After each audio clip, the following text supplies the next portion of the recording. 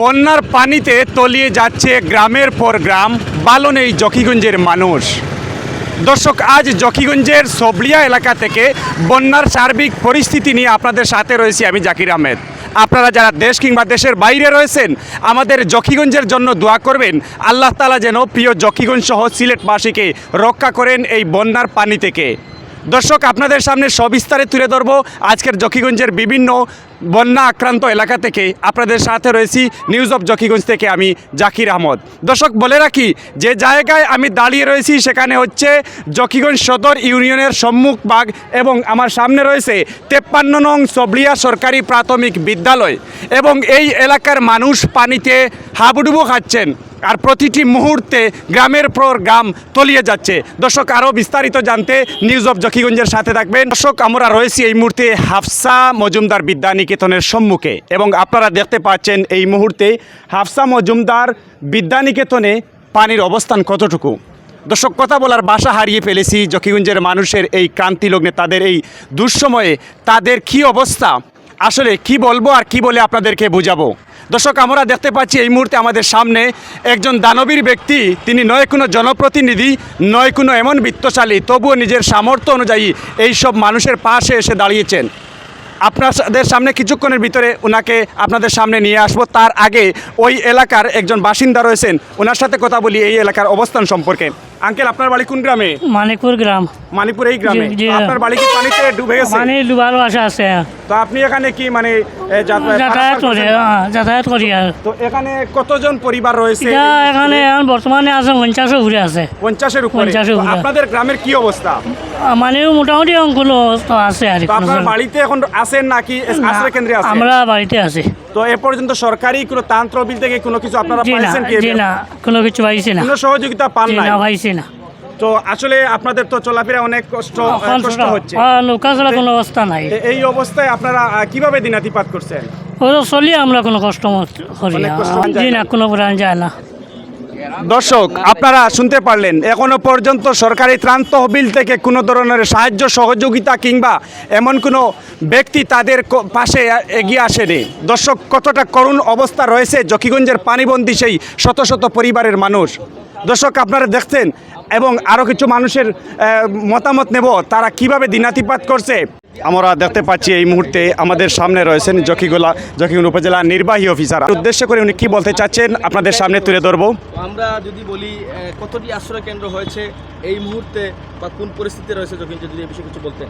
আমাদের আপনার ঠিকই বলেছেন যে গতকালও এইখানে পানি ছিল না এবং গতকালও আমরা এসেছিলাম, ভিতর পর্যন্ত শুকনা ছিল। আমাদের নতুন যে আশ্রয়কেন্দ্রে গতকালই মাত্র লোকজন আসা শুরু হয়েছিল। প্রথম যে 4টি পরিবার আসে তখন আমরা দেখেছি মোটামুটি শুকনাই ছিল। আর গতকাল থেকে নদীর পানি অনেকটাই বৃদ্ধি পেয়েছে, সেটারই হিসেবে আজকে এখানে পানি। তো এখানে আরও পরিবার এসে আজকে অবস্থান নিয়েছে, তো তাদের জন্য আমরা ত্রাণ সামগ্রী নিয়ে এসেছি। আর আমাদের পুরো উপজেলায় 58টা আশ্রয়কেন্দ্র প্রস্তুত আছে, তার মধ্যে 8টি আশ্রয়কেন্দ্রে ইতোমধ্যে আশ্রয় প্রার্থীরা চলে এসেছেন। 102টা পরিবার এখানে আশ্রয় গ্রহণ করেছেন 8টা আশ্রয়কেন্দ্রে। তাদের জন্য আমরা ত্রাণ সামগ্রী পৌঁছে দিচ্ছি এখন আপাতত। তো আরও আমার মনে হচ্ছে যে পানি আরও বাড়লে আরও পরিবার চলে আসতে পারে, সবার জন্য আমাদের পর্যাপ্ত পরিমাণ ত্রাণ সামগ্রী আছে, আমরা ত্রাণ সামগ্রী দিতে পারি। এখন কি শুধু শুকনো খাবার দেওয়া হচ্ছে কিনা?